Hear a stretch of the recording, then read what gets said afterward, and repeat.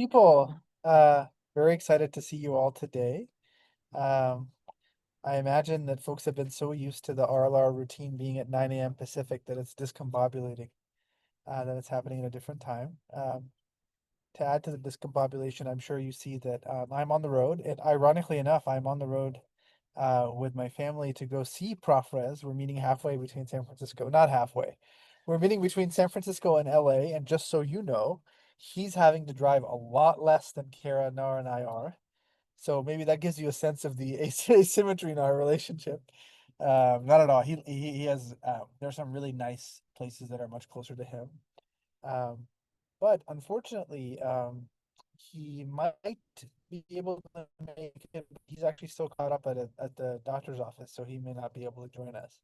In which case, we'll be discussing solo, which is a little bit nerve-wracking, because we have the one and only Jeffrey who's presenting a case today.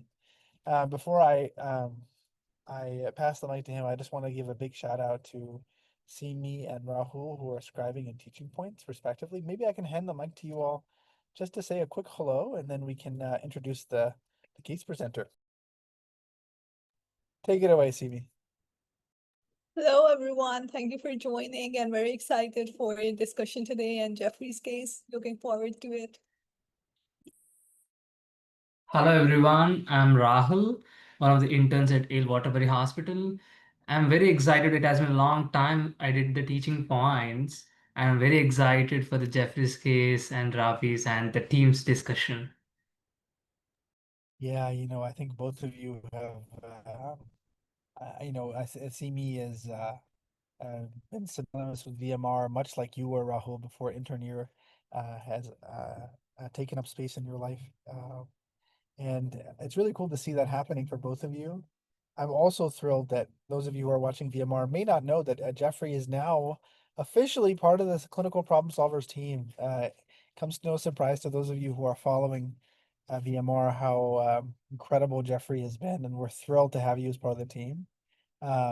Yeah, just today, Jeffrey takes me back to the first time we met, where I was also in my car waiting to go to my dentist. And so I think round 3 or 4, at least for me, is in a very similar situation, except I'm not driving this time. So I'll hand the mic to you to say a quick hello, and we'll jump right in. Awesome. Thank you so much again for inviting me. For those of you who don't know, I'm Jeffrey. I'm one of the rheumatologists at Duke. I have a passion for clinical reasoning, especially in complex autoimmune, autoinflammatory disorders, and also the interlap between neurology and rheumatologic disease. And I'm excited to present this case. Sorry that Reza can't make it, but equally excited to just present to Robbie and to hear all of your thoughts as well. So this is going to be a complicated case. I'm going to start the first aliquot, which is the HPI. So this is a 39-year-old woman. She's got a history of lupus, and she's hospitalized for fever with the following other attributes as well as her fever. So she has a fever that she developed 5 days ago. While she was at home, she said initially she thought it was just something like the flu or a cold, but it continued to progress. And although she didn't take her temperature at home, she felt like it got worse and worse each day, and it was much worse than any fever from a flu or cold that she's ever had. But the symptoms she initially had with her fever were similar to a cold. So it was cough, a little bit of rhinorrhea, sore throat, incredible fatigue, feeling sick, and this diffuse myalgia, as well as arthralgia. With regards to the arthralgia, she reports that she does intermittently have arthralgia that had been reportedly from her lupus. She reports that this arthralgia is usually joint pain and swelling, occurs in different joints. It's usually symmetric, affecting her hands, wrists, shoulders, and knees. They are red, painful, and swollen when she has these episodes of arthritis. And currently, with this fever, she's having an episode of the arthritis. She notes that there's an over a morning of hour stiffness. She says maybe even up to 3 or 4 hours now with the current flare that she's in. In addition to fever and arthritis, she also has this rash. So she said that she's been having a rash actually for a long time. That's usually pruritic, erythematous, and over her face, eyelids, and upper arms, chest, and neck. So this rash has been there for about a year. She's been told this is her lupus rash. But ever since she had this fever, the rash has now spread through almost her entire body. The itchiness, the redness, and the features of the rash are the same as the rash that she usually has, but now it's just much more diffuse. And usually with her lupus rash, it comes and goes. Um, but however, this rash is persistent. It doesn't leave, and it's been there for all 5 days. So she basically has 5 days of fever, rash, and arthritis. She saw her PCP for this, and the PCP thought that maybe this was community-acquired pneumonia, gave her azithromycin for 3 days, and there was no improvement. That's the end of the first aliquot. Oh my gosh, what a start, Jeffrey. And I think the thing that I is the fact that she has obviously inflamed with an impressive fever, but she doesn't have any obvious localizing symptoms. And you may have a big, powerful counter to that by saying, wait, she has a cough, she has a rash, so on and so forth. But all those things seem to be symmetric, diffuse, and affecting the whole body. And it seems that she doesn't have an asymmetric focus of disease activity or inflammation to imply that that it'll be easy to study the origin of where this inflammation comes from.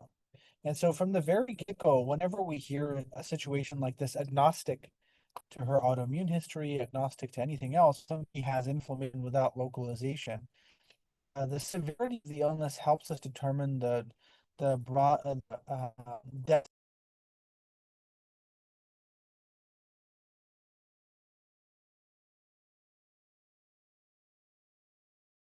Oh no, did we lose him?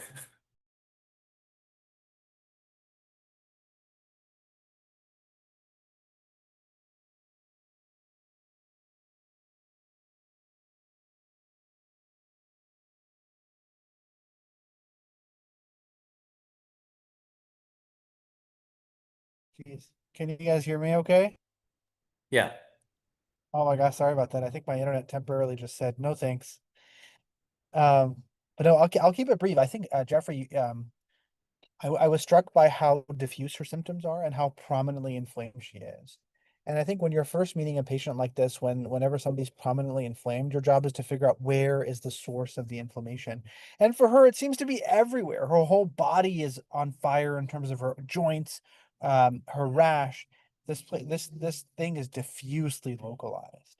That's in stark contrast to many people we see who are inflamed who have a UTI or have a cellulitis or have a pneumonia. So from the very get-go, this is either going to be a diffuse viral process, a viral infection, or there's something unusual going on. And the moment we learn that she has a history of lupus, it becomes more plausible that the space that we're dealing with is potentially a little bit unusual. But I think there's so much unknown here because I think all we really know is someone thinks she has lupus. We don't really know if she really does. And I think the first thing that I would do in a patient who's been stabilized is to ask myself, how do we know she has lupus? Could she have something else? And I think the reason that deserves scrutiny is because she is coming not just with acute inflammation, which would suggest infection, but rather she is coming in with acute, hectic, widespread inflammation, which makes very common causes such as localized infections unlikely from the get-go. So Jeffrey, if you had said to me, hey, this is a patient with lupus who comes in with 3 days of fever, cough, and a right lower lobe infiltrate, I probably wouldn't take time in an emergency room to study her lupus history. But because her inflammation is diffuse and symmetric and whole body, we already are skipping the most common causes of infection. And the fact that it's lasted for 5 days without getting better makes it even less likely that she has a regular old viral process. So now we're entertaining drug-induced fever, autoimmune fever, cancer-induced fever. The only thing that will sneak up on you like this, that is a bacterial infection, is toxic shock syndrome. So if she's recently had epistaxis and has a nasal packing or has a tampon in place, that's the one thing that would change the calculus, where somebody has a high fever, diffuse rash, so on and so forth. So my first questions are going to be in the ER is how do we make this how is this diagnosis made? How's it being treated? And be very, very intrigued to understand that space. Mike to Okay. you, my friend. Absolutely incredible, as always. Okay, so the next aliquot's going to be, answering some of the questions that you have is, is this lupus or not? So it's a past medical history. And so essentially, we go over, we talk with her. We also do some chart digging. She just got this diagnosis with lupus 1 year ago. She saw a rheumatologist, and the reason was actually because of these issues with her rash. Started on her face in a butterfly pattern. Also was a little bit over her eyelids, then spread to kind of her neck, and then maybe upper arms, and then stopped there. And this rash comes and goes, is intermittent, and it's definitely worse in the sun. So they called it a malar rash. Um, there was exam by the rheumatologist at that point that documented synovitis that was symmetric in multiple joints, definitely in the finger joints, also in the knees and other areas. She also had a very high titer ANA and a positive RNP that was done at this outside rheumatologist. So they concluded this was probably lupus. They started her on hydroxychloroquine. They started her on prednisone taper for the arthritis flare, and she responded really well to the prednisone tapers. She does not have any surgical history. Her family history is negative for any autoimmune disease. Her paternal aunt has breast cancer, but nobody else has any cancer. Social history wise, she's originally from Dominican Republic, but that's like many, many, many years ago. Hasn't gone back in the last 10 years. She works as a cashier at Walmart, says that sometimes she will get sick contacts there, but most often she feels like she's fine. She doesn't have these recurrent infection or sinopulmonary infection episodes. She's a single mom. Her son's doing fine. She doesn't have any diseases. She hasn't been sexually active in the last 3 or 4 years. She hasn't traveled anywhere outside of the state of North Carolina in the last 4 to 5 years as well. She does, however, have a 25 pack year smoking history, but she quit about 2 years ago. She smokes marijuana still occasionally, denies alcohol or other drug use. Oh, this is amazing. Yeah. Jeffrey, since it's you and me mainly talking, I had a question that I thought, oh my gosh, I know the person to ask you. I'm really curious, as a rheumatologist, if you can share your gut reflex, or if maybe if you studied this, what is the most common autoimmune diagnosis that you have seen that turns out to be wrong? I'm curious, is it common for lupus to be wrong, or is it more like maybe you can teach us for a moment when these things go wrong? Oh, that's a very interesting, and I might be a little bit biased question. The reason I'm biased is because I see sarcoidosis. That's I my see. specialty. And the I also focus a lot on misdiagnosis of sarcoid and of other autoimmune diseases. So I think the thing of what causes misdiagnosis in rheumatology is that the test that is suggestive, that is most suggestive of the disease, is also very, very nonspecific. So it's pretty sensitive, almost in some cases 100% sensitive, but it's very nonspecific. So for example, with lupus, it's a positive ANA. With a lot of other kind of autoimmune diseases around lupus, things like scleroderma, myositis, they use the positive ANA, again, nonspecific. With, for example, sarcoidosis, it's non-casein granulomas, which is also very nonspecific. IgG4 disease, it's just a positive IgG4. So we're using a lot of labs, but we're Right. like forgetting what the clinical picture is. My personal experience is that sarcoidosis is the one that's most misdiagnosed, but that's also because I see the most patients are sarcoid. So I think there's a lot of potential for many diseases to be misdiagnosed, and Right. if you're only relying on the labs. Yeah, I think it's so interesting how rheumatology has this like disproportionate association with like small number of tests, like lupus, ANA, RA, RF. Like there's an oversimplification, and in some way I understand that because they're such hard diseases to diagnose, and for somebody who's starting to learn them, you want to start somewhere, but gosh, analysis of very small data points is incredible. Um, I'll just share a knowledge gap with you, Jeffrey, and I'd love for your analysis because I think uh, it, is it possible that a young woman with arthritis, a photosensitive malar rash, and a positive ANA has Absolutely. Um, the the curiosity that I'm having is I'm challenging my association of the RNP. Because if you told me what classic disease is associated with a positive ANA, a positive RNP, and lupus-like features, I would have said mixed connective tissue disease.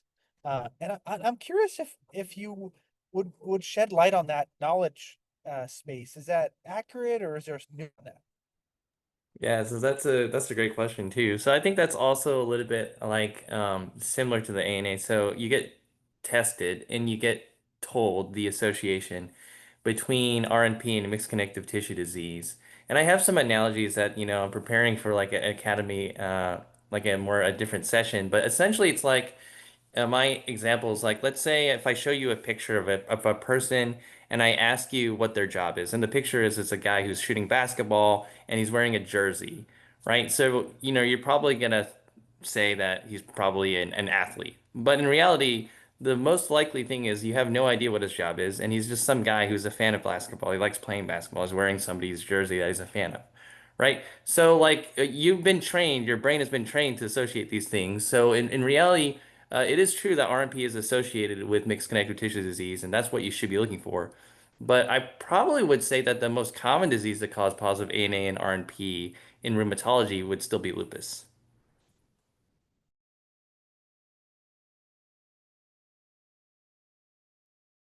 I'm so sorry, Jeffrey. My internet is very, very unkind. Maybe I can try to summarize what I heard from you, which is basically, I think you reiterated the concern about associations from early learning, that RMP is in early learning taught to be associated with the MCTD, but in reality, it's a much more common feature of lupus. Is that fair? Yeah, basically it's like base rate. So the base rate of lupus is so much higher that it's I still going to be see. lupus. Yeah. I love it.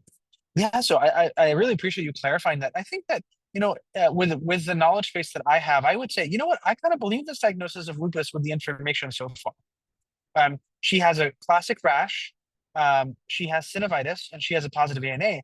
But I would also make note of the fact that I have seen none of those things yet, right? Like I haven't seen her rash, I haven't seen her synovitis, and I know that the interlab variability of ANA testing is through the roof. So I think that it seems plausible. It seems like the best they could have done. I don't see a trap based on the data they collected, but I'm open to our exam and our labs showing something different. Um, and I think that, as you emphasized, the remainder of her background is probably noise. It's tempting every time to hear travel outside the continental US to wonder, could this be an infection? But I think that that's low probability in this situation. It's really important in every patient with an autoimmune disease to track their meds, because medication-induced disease is incredibly important to diagnose and can be easily overlooked. Just last week, Mark had a case of a patient with RA on sulfasalazine who presented with an infection and had sulfasalazine-induced deep neutropenia. So I'm tracking the prednisone and hydroxychloroquine, and I'm really curious what she looks like on exam to be able to merge this hypothesis of a history of lupus to what we have before us. All right. So this next aliquot is actually going to be the exam. This is exciting. So the first time we meet her is when she gets admitted to the hospital. So this is her exam. When she comes in, her vital signs are notable for a temperature of 100.8. Blood pressure is 101/62. Heart rate is 114. She's satting 96% on room air and it's got a respiratory rate of 20. In general, she does appear sick or unwell, but she is not critically ill appearing. On HEENT exam, she has no oral ulcers, but she does have bilateral painless cervical lymphadenopathy. On cardiovascular exam, she is tachycardic, but she has a regular rate. There are no murmurs, rubs, or gallops, and her radial pulses are 2 plus and symmetric on both sides. Lung exam, she does have a regular work of breathing on room air, but she does have some crackles at bilateral bases. Her abdominal exam is unremarkable, soft and untender. Her skin exam is notable for the is essentially a couple of widespread rash that I would characterize as erythematous, mostly macular and coalescing into patches, but also somewhat raised as well into plaques. So kind of like a maculopapular rash, but it's all coalescing together, so it looks very diffuse, and it crosses her face, over her eyelids, some in the malar distribution of her face, sparing the nasolabial folds, as well as kind of completely down her neck, circumferentially, her chest, her entirety of her back. Um, as well as down to her legs, her thighs, and the lower extremities. So all the extremities are affected. It spares her palms and her soles. And she also has multiple tattoos. And on the tattoos, there are actual small papules on each of her tattoos, making her tattoos have a raised appearance. So that was her skin exam. Um, Her MSK exam was notable for extensive synovitis, bilateral wrists, multiple MCPs and PIPs. She has a little bit of a restriction of motion due to pain with her shoulder, but is not due to inflammation, and this is bilaterally. And then she also has severe tenderness to palpation of both of her knees, but there's no effusion or warmth. And that is her exam. Absolutely fascinating. And Jeffrey, you know what I do in the ER is I often actually see the patient before I know their medical history. And the depth and quality and clarity of your exam is bringing this patient, like I can almost see her. Of course, I'm making a lot of things up, but I see that the first thing I would notice, quite frankly, is just the fact that she's erythrodermic. So erythroderma would be defined as basically almost her whole body's covered in a rash. And the thoughts that would then cross my mind is to remind myself that even though it's the whole skin, which would be tempting to then say that since it's the whole skin, it must be a systemic disease. The most common causes of erythroderma is psoriasis by far and away. And of course, when she's saying that, hey, my joints are bothering me, so on and so forth, I would wonder about the possibility of psoriasis or psoriatic arthritis. It would cross my mind. But then the fact that she's febrile and tachycardic doesn't fully eliminate us from the base rate, but certainly starts to make us think that she might have a systemic disease featuring erythroderma. And that is very, very rare because you're skipping over, you're already in a rare disease.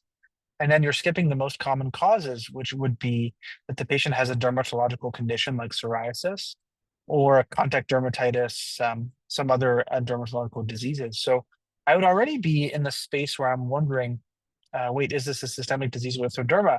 And then if I were seeing this patient in real life, I would be like, oh, I just got to practice this because Jeffrey presented a case of angioimmunoblastic T-cell lymphoma causing erythroderma.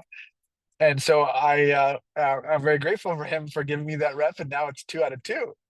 And I mean that because the number of times that AITL can look like lupus would cross my mind, and then I would remind myself that that's usually in older people, and the fact that she's 39 makes that a little bit less likely. Though Sézary syndrome and lymphomas are really, really important to think every single time somebody has erythroderma, and that's the cancer category.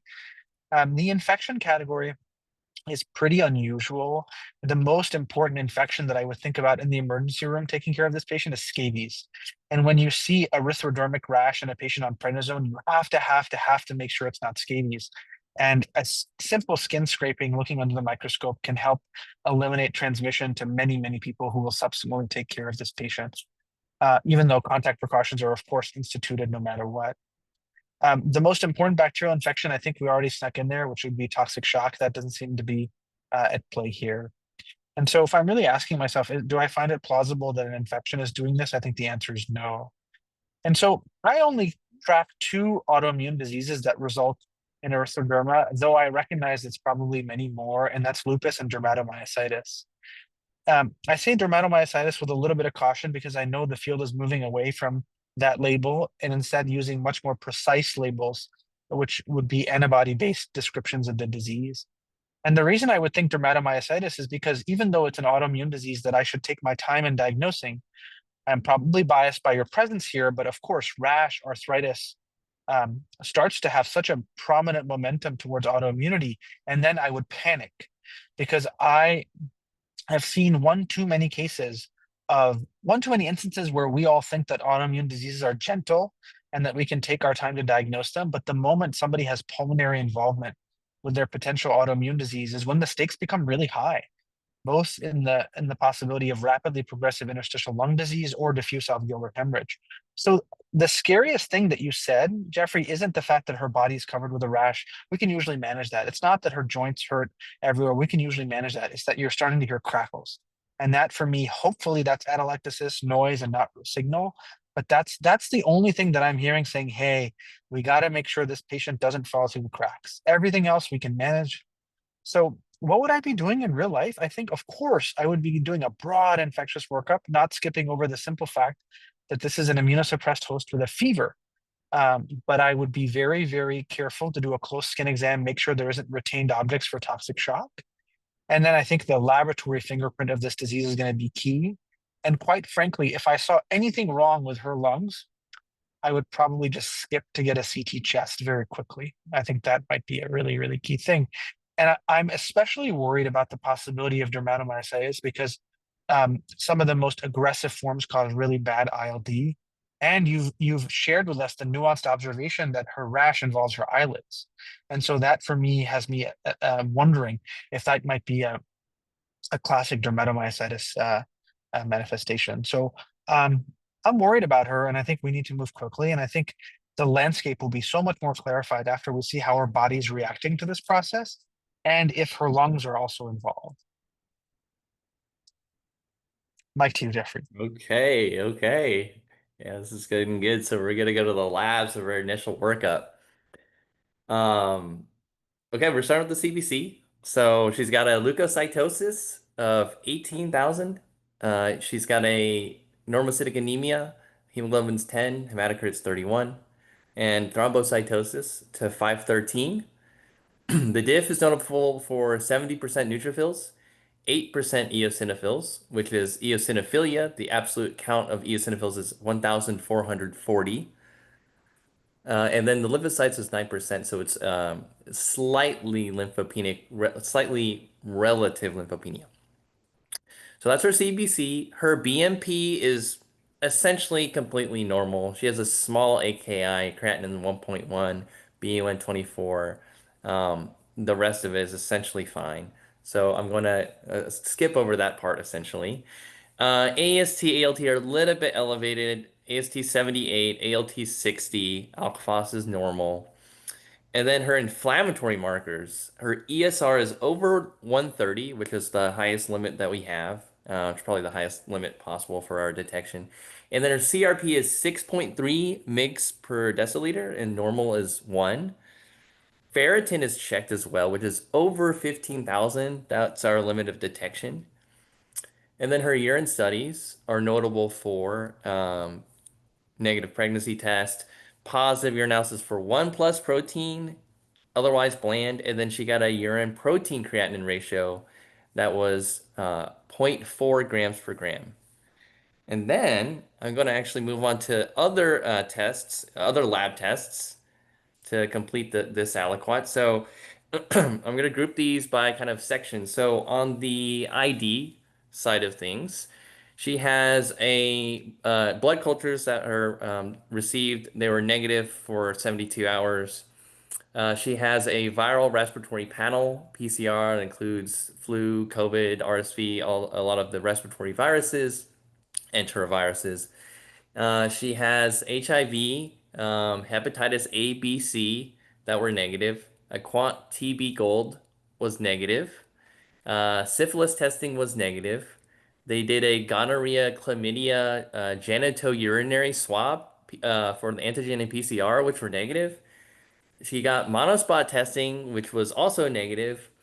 whole blood was tested for EBV and CMV. CMV was negative, and EBV was minimally high at 3,000, which is equivalent to like 30 genomes in the whole blood. So essentially, like low. Um, and then moving on from her infectious labs to her hematologic labs, she has no schistocytes. She has haptoglobin that's high at 400, an LDH that's moderately high at 336. Indirect bilirubin is undetectable. Folic acid is normal. Her vitamin B12 is a little low at 139. Immunoglobulins were checked. IgG and IgA were both normal. IgM was slightly low at 50. Normal is like 52 or something. Um, and then sorry, the IgG of 1560, I believe, is elevated. And then her SPEP, UPEP, and IFE combined just showed polyclonal hypergammaglobulinemia. And then finally, her rheumatologic labs. So she has an ANA that's positive to 1 to 2560. Her ENA panel, so the extractable nuclear antigen panel, was positive, highly positive for both RNP and histone. Her complements were C3 was normal, C4 was low at 12. I believe the normal for that is like 16 or 17. She had ANCA, MPO, and PR3, which were negative. Antiphospholipid labs, so cardiolipin, beta-2-glycoprotein, lupus anticoagulant, were all negative. RF and CCP were negative. She got the whole myositis antibody panel, like all 26 or whatever mutations were all negative.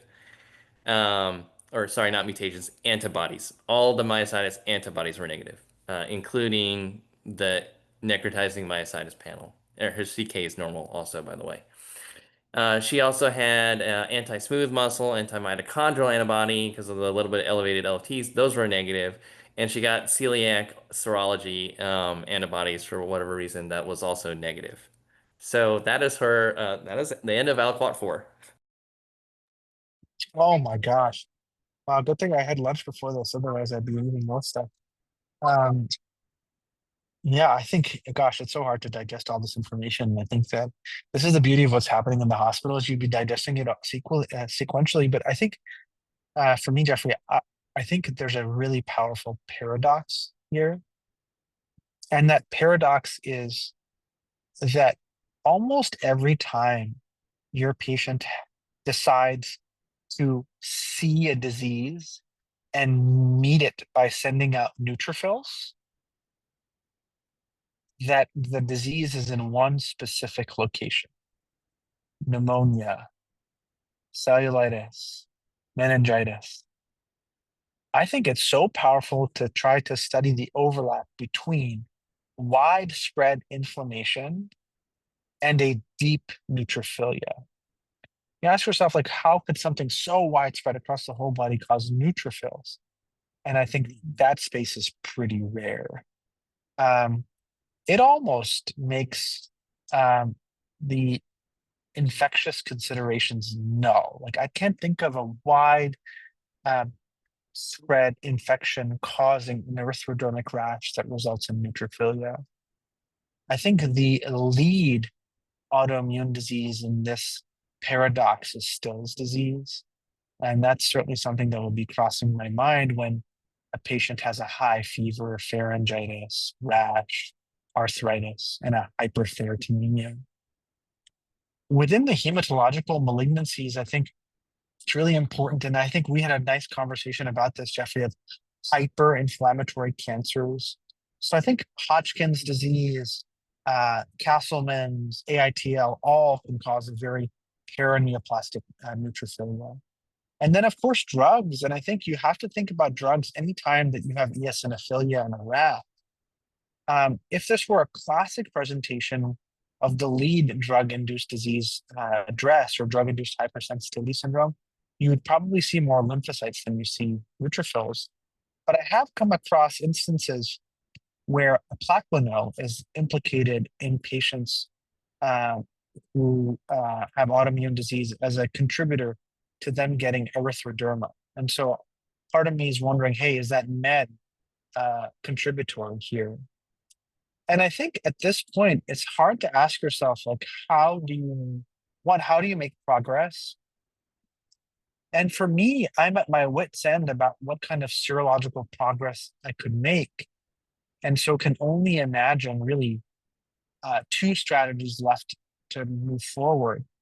The first is just acknowledging that the lungs may not be a big part of this disease. So if they are a big part of the disease, that'll change the calculus. But if they're not, then I think all you have left are either a skin biopsy being elucidating, or that the patient is given a clinical diagnosis of something and immunosuppression either elegantly with confidence or inelegantly because the patient's too sick is rendered. And so for me, I ask myself, is there anything that's inconsistent with Still's disease in this young woman with a pharyngitis, arthritis, rash, neutrophilia, hyperferritinemia? And the answer is that's the only thing that's inconsistent with it is that she is littered with another autoimmune disease, lupus. And if I were to do the thought experiment live with you all about eliminating her background of lupus and say this is all just a clean slate, then you can't find a single thing that's inconsistent with Still's disease. So I'm really, really intrigued about how to make progress here. In real life, I would definitely be empowered by Jeffrey. So I'm going to speak less and instead hopefully have much more time at the end for you to empower us and teach us. But I think that the disease is coalescing. Okay. The caveats are, oh, yeah, no, please go for it. Yeah, just Oh, take it away. sorry. I think your connection just it stopped for just a split Oh, second. I thought you're done. oh no. No, I'm basically summarizing like stills, but here are the associated caveats. Are the lungs going to blossom? Stills doesn't cause lung disease as far as I know. Is the plaquenil and the eosinophilia a clue to a drug-induced disease? And her history of lupus makes it hard to diagnose a new separate entity of stills. And that's where I'm at. Wow, that's incredible. And basically, at this point, we're this is exactly the same type of conundrum that we're dealing with. Like, is this MAS? Well, first of all, it does look like they're in MAS, but then, what is their MAS from? Is it from lupus? Is it Still's disease? Is it a drug-induced hypersensitivity syndrome, like, or sometimes called DRESS? Or, are we missing something completely like a lymphoma or infection? But this is like what's going through our minds exactly. And how to tease apart these different options. So the next aliquot aliquot 5, I'm going to talk about the imaging and the pathology. So at this time, the patient has HLH MAS. So, we already have to start, unfortunately, empiric treatment that includes high-dose steroids, anakinra, and then, seeing if the patient is getting better, following things very closely. While this is happening, she gets images. So she gets a CTA chest PE protocol. It shows no pulmonary embolism. There is basilar predominant, subpleural, reticular, consolidative, and ground glass opacities, which was read as probably lupus-associated interstitial lung disease. Recommend pulmonology evaluation. And then third thing that they saw is like very kind of small, but maybe prominent mediastinal and axillary lymph nodes. They said like it could just be like completely nothing, or at most it could be reactive. They didn't think it was big enough to be even concerned for something like lymphoma. So that was the CTA chest. And then the other imaging that she got was MSK x-rays of essentially all of her joints, hands, wrists, ankles, knees, and shoulders, which was completely normal. Like there was some edema there, but there was no evidence of even degenerative or osteoarthritis or any erosion. So that was a completely negative study. And then the next test that was done was a skin biopsy. And so the skin biopsy, they took actually, I believe, 3 different sites, and they all showed essentially the same thing. And the reason that we do 3 different sites is because in these cases it can be very difficult if you're worried about a cutaneous T-cell lymphoma, such as Sézary syndrome, which is what Rabih mentioned, you can have like 2 skin biopsy sites not show it, and then the third one show it, and then basically you missed it in 2, right? So that's why they got 3 actually. And because her skin rash was so diffuse, it was easy. So I think they got like 2 shoulder and 1 like leg. And essentially they all showed this. They showed superficially clustered dyskeratotic keratinocytes in the top epidermis layer. So the top epidermis layer was the spinous layer and stratum corneum. So that's in the top of the epidermis. And then in the background, you have spongiosis, dyskeratotic keratinocytes, and a mixed inflammatory infiltrate. And essentially, basically, in the dermis, you have neutrophils, eosinophils, lymphocytes. So they're all there. And there's no interface dermatitis. So there's no so interface dermatitis is basically when there's between the epidermis and the dermis, there's inflammation, like infiltration of immune cells that often will destroy it. There's no vacuolization, and there's no increased mucin deposition. So their interpretation is this is highly suggests highly against lupus and dermatomyositis, and highly favors adult onset Still's disease, almost to the point where it's pathognomonic. All right, so what do you think about these things? Oh my gosh, it's absolutely fascinating. I'm really glad they shared their interpretation. It just goes to show you how we all have such massive knowledge gaps in medicine. Like, I would not be anywhere close to being able to interpret that, except like these very kind of simplistic associations with interface dermatitis and lupus and dermatomyositis. But I just know those words. I don't know the depth of the how what the performance characteristics are, so on and so forth. Uh, so what am I thinking? I think, I'm glad that this data helps us be a little bit more confident that this is stills. And I think whenever you're starting to get momentum, it can easily be to get a little bit more overconfident. So I'm asking myself, what are the counter arguments?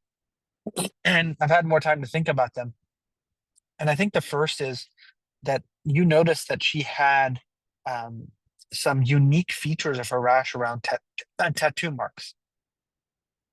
And the only association I have with that, Jeffrey, is a foreign body granulomatous or sarcoid reaction. And the idea being that patients who have sarcoidosis can have granulomatous dermatitis around their tattoos. And the reason that thing that initially went to the back of my mind is in the foreground, as you shared, that she has a mediastinal axillary lymphadenopathy. And then I remembered, of course, that she has cervical lymphadenopathy. And I wondered if this could be a hectic form of acute sarcoidosis. And I think, just to reflect on that for a moment, I think most of the time when we think sarcoid, we think the patient has a subacute or chronic disease. But there are some versions of sarcoid that are very acute, very hectic. She wouldn't have criteria for Herford syndrome, but Lofgren syndrome or aspects of Lofgren syndrome are certainly present here because she has the lymphadenopathy and she has much more than erythema nodosum. But she also has an interesting feature of possibly periostitis, because you said that her ankles and knees are hurting her like heck, yet there's no effusion. So that made me wonder, wait, does she have that? And the reason I'm fixating on that is because the pulmonary findings of ground glass opacities, so on and so forth, I'm sure with any neutrophilic process like stills, pulmonary disease is fair game. But if it's enough of an unusual feature, as is pulmonary involvement in lupus, for me to start to say, hey, is there a granulomatous reaction here? Why would she have sarcoid? She could have sarcoid because of the tattoos.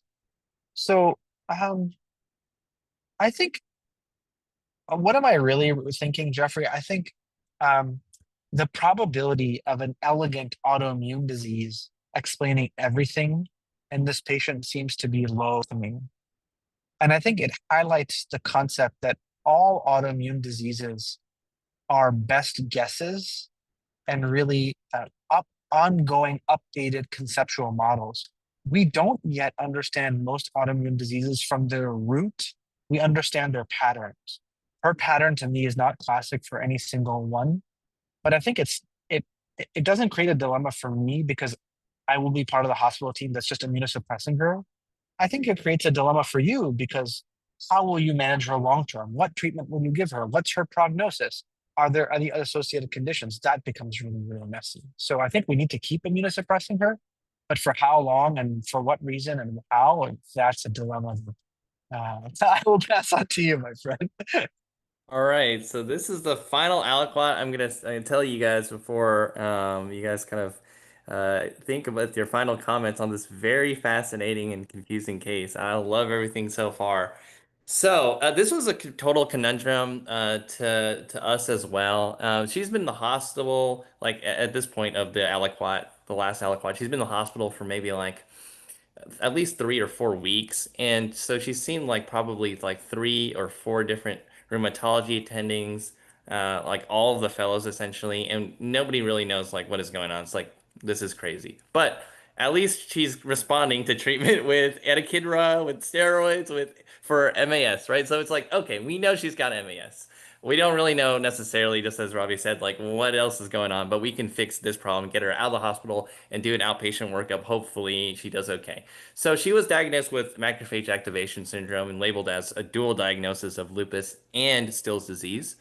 Um, and there was different disagreements as to which one was the thing, or was this truly just Stills, or was there lupus or not? But she was discharged on canakinumab, which is a long-acting IL-1 inhibitor. So it's essentially the long-acting form of like anakinra, which is the primary treatment for MAS in lupus or in Stills, and is also the primary treatment for Stills.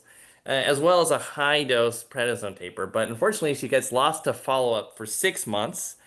And then when she comes back, she's having like things coming, like her symptoms are coming back slowly with the arthritis, with the rash. She's not having a fever yet, but she's feeling a little bit sicker. So she's like, okay, I guess I got to see my doctor. This wasn't like a one-off thing.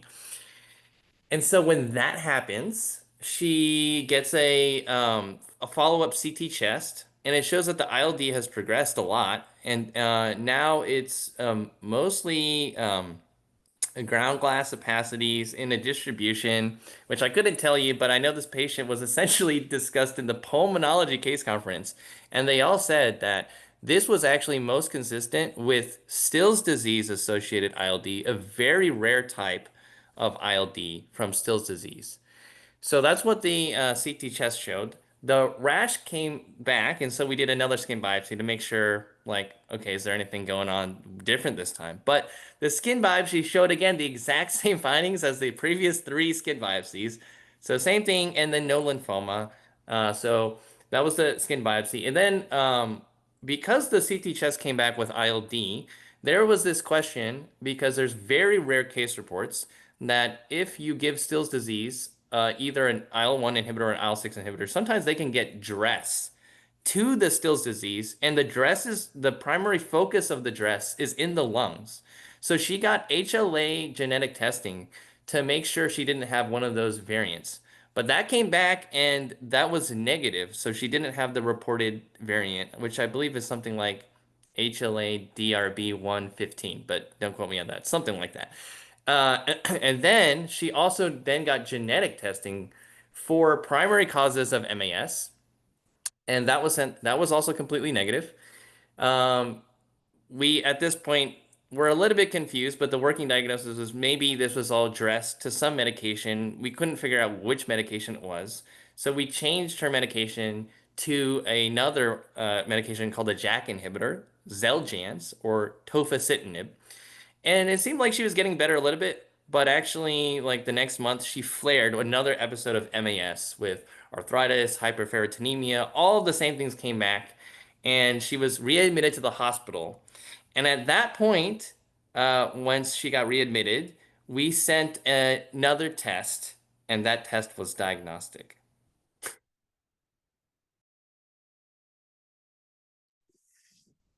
Oh my gosh, Jeffrey, I gotta tell you, I think I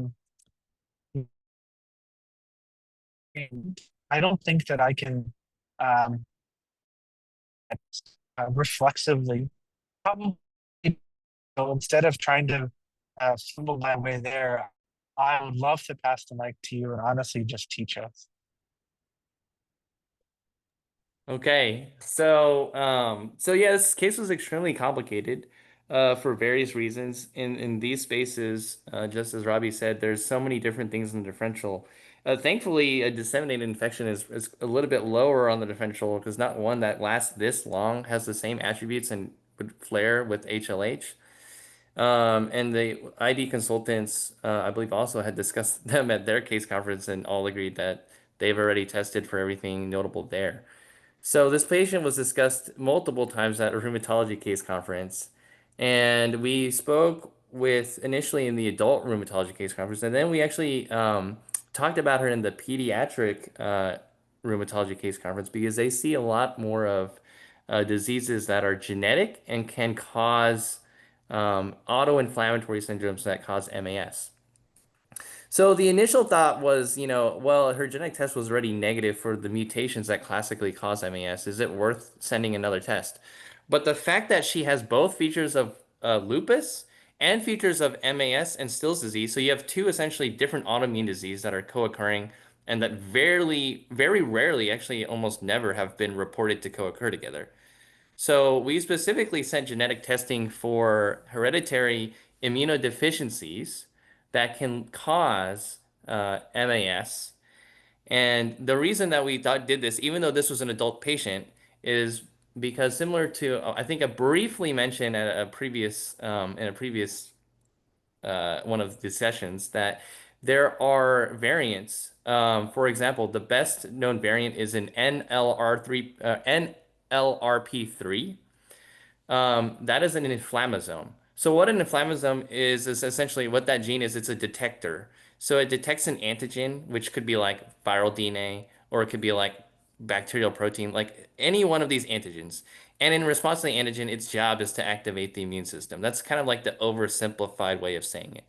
So NRLP3 is the broadest sensor, so it has the most amount of incoming possible antigens, and also is when mutated, often leads to macrophage activation syndrome, and it's also the most common adult onset autoinflammatory disease caused by a monogenic disease. So we were looking for things that could cause the maybe like an NRLP3 mutation. But what we ended up finding was that she had a mutation in phospholipase C gamma 2 that was never reported before. It was a variant in C629T to C. So I'll just explain a little bit of how this works. So you get the report, and the report will tell you like one, this is a known mutation, like we know, like this is familial Mediterranean fever, for example. Or two, it'll tell you like there's no mutations. Or three, it will tell you you have a variant, but we don't know what it is. And after you see the variant, it's your job to figure out if that variant is pathogenic or not. And there are a couple different ways to do that. I won't belabor like the different ways, but there is a way that you can put that variant into the molecule.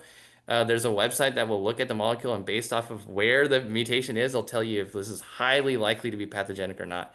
And so hers was. It's never been reported in the literature, and hers was a pathogenic variant. And then the question is, well, okay, sure, it's pathogenic, but could this explain her entire disease? So PLCG mutations cause two different diseases, but the type she has is called APLAID, APLAID.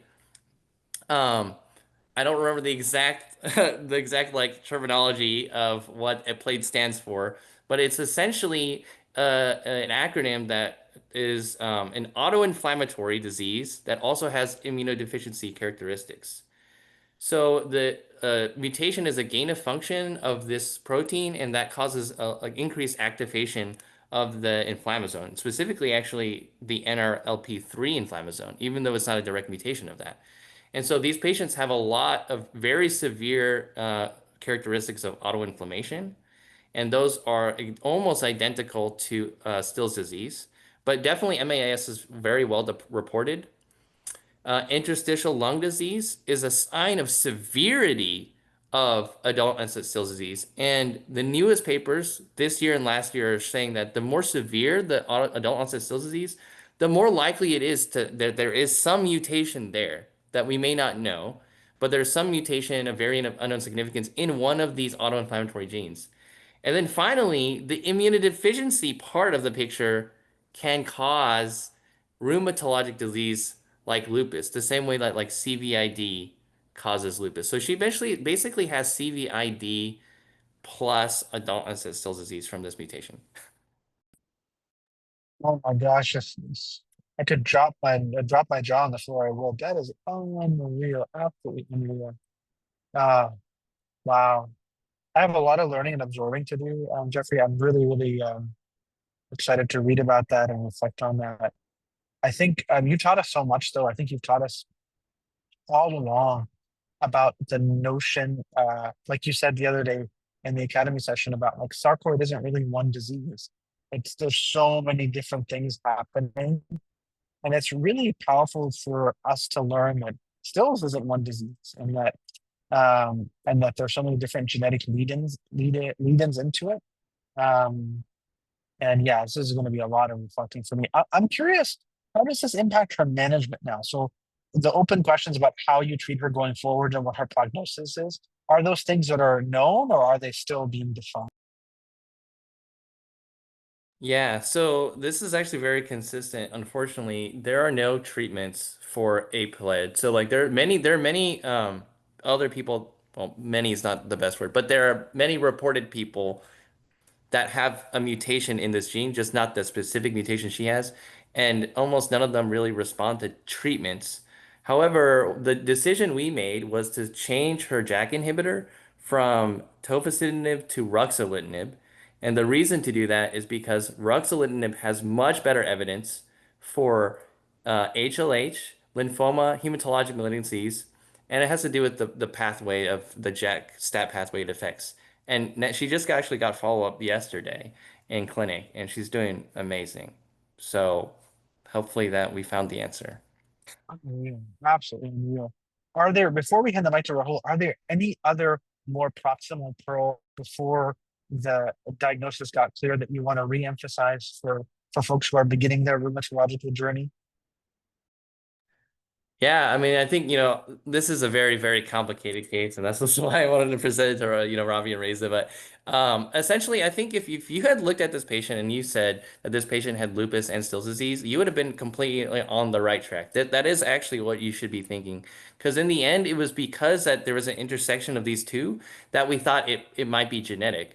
Genetic mutations can have many down play effects. There's actually a couple of videos. I think one case I remember just recently from Kirtan showed me of how one mutation can affect multiple things downstream and therefore leads to multiple diseases, right? So I think that is a little bit of a pearl that I'm sharing here, is that when you see that's at least when you can think about it. But for you, but for everyone here, I think this is both a very classic example of lupus. This is Rabih correctly identified, very classic, and then also a very classic example of Stills, which Rabih also jumped right on, right? Neutrophilic. The reason why neutrophilic leukocytosis is in the criteria to try to help Still's disease is because it's very rare to have neutrophilic leukocytosis in a very disseminated fever presentation. That's not what you would be expecting. And then the other very interesting thing, just a small teaching point, is the some thought is the reason that there's neutrophilia is because it's coming from the throat. Like we don't know where in the throat, but almost all other diseases don't have this sore throat presentation. Like if you look at all the periodic fever syndromes, really the one thing that does have it is Still's disease, and there's also evidence that there's like neutrophilic infiltration there. I don't know what it is there, but there's something there that needs to be discovered, I think. But again, thank you so much for letting me share this case. It was very exciting. As Vinny said, one of the most legendary hours. A poor Prof. Rez is stuck in the doctor's office while I get to hang out with you and learn so much. Thank you so much, Jeffrey. Rahul, I am not jealous of you, the task of summarizing such a complicated case, but take it away, my friend. Thank you so much, Jeffrey. That was such a fantastic case and one of complicated cases of the VMR, but I'll try to my best to summarize all the points. So now we have a patient of 39-year-old lady coming with a fever in the background history of lupus for 5 days with all the rash, diffuse rash. Now, how are you going to approach this scenario? with the diffuse bodily involvement, maybe there could be an underlying inflammation. And the next step would be you have to ask what is the source of the inflammation. And Elena laid down a good points regarding the what are the questions we have to ask in patient with lupus. Is it a flare? Is it a consequence of the underlying immunosuppression? Are there any associated other autoimmune conditions? Is it completely unrelated? Or and how was the prior autoimmune condition diagnosed? So these are the initial questions we have to ask in patients with an autoimmune in the background history of autoimmune conditions. Now here we are seeing a fever with myalgias, which almost aligns with a viral prodromal symptoms. But she already got empirical treatment for an infectious process. In that scenario, there is no response. This makes it less likely of common infections. And what are the next steps? How are we going to make a progress from here? Maybe we could entertain drug-induced process, like drug-induced fever, thinking of any autoimmune conditions, any malignancies, or any bacteremic process. And Jeffrey really laid on important point. What are the misdiagnoses in the autoimmune space? It is sarcoid. It's because we rely more on the diagnostic test rather than the clinical picture. So we have to learn more about the clinical picture of rheumatological diseases. And we also learned about what the association in the medical school. We have taught that the positive RNA, positive RNP with positive ANA, thinking of mixed connective disease. But in reality, the most common would be lupus than the mixed connective tissue disease. And now we have this diffuse rash erythroderma. The most common cause would be psoriasis. In the infectious space, it is scabies, toxic shock syndrome, and other conditions like dermatomyositis. In the space of malignancies, it is Sézary syndrome and angioimmunoblastic T-cell lymphoma. And now we have all these things. Now, how are you going to make the progress? Right now, we're going to go to a thorough infectious workup and then get the imaging like CAT scan of the chest to see is there any ILD processes going on. Now, based on the picture we have a hyperferritinemia with arthralgia. It could be of any underlying macrophage activating syndrome. Interestingly, with the widespread inflammation, this patient has neutrophilia, which is which is rare, but in the space still is the most possible diagnosis in the rheumatological space. In terms of hematology, you can think of Hodgkin's lymphoma and Castleman's disease. Now we are done with almost all those labs. So what you're going to do now? You have to do the tissue would be the issue here. Maybe you can get the skin biopsy to see what's going on. And now Rabih really illustrated illustrated importance of the chronic history of rash. It could be of any foreign body granulomas and with the associated ground glass opacities, with mediastinal lymphadenopathy, with skin rashes. Is it a sarcoid? We don't know. But and he also Ravi really mentioned about how you're going to diagnose autoimmune conditions. It's not from the roots, it's from the patterns. I think it's one of the important points takeaway for me. And one of the tough one would the mutation NLRP3 inflammasome. It's going to detect the antigen and the mutation leads to macrophage activating syndrome. And finally, there was a mutation detected on a phospholipase PLCG2 mutation that causes APLAID syndrome. And the final diagnosis came to be CVID plus Still's disease and slash APLAID. And the final point would be how can you potentially explain neutrophilia other than Still's disease? Because something, we really don't know, but we assume it's from other than from the sore throat. Yeah, thank you so much for this opportunity, but really one of the fantastic cases, and I really learned a lot. Thank you so much. Have a nice day. Absolutely incredible, Rahul. That was special. Thank you so much, Simi, for staying up so late to describe such a complex case, and Rahul for capturing all the moving points. Jeffrey, I don't know what will remember the day. Oops, sorry. I think I hit mute accidentally. I remember the day, Friday, June 27th, 2025. The day mine was literally drawn. Thank you so much. That was a real treat. See you guys later. Thanks so much. Bye.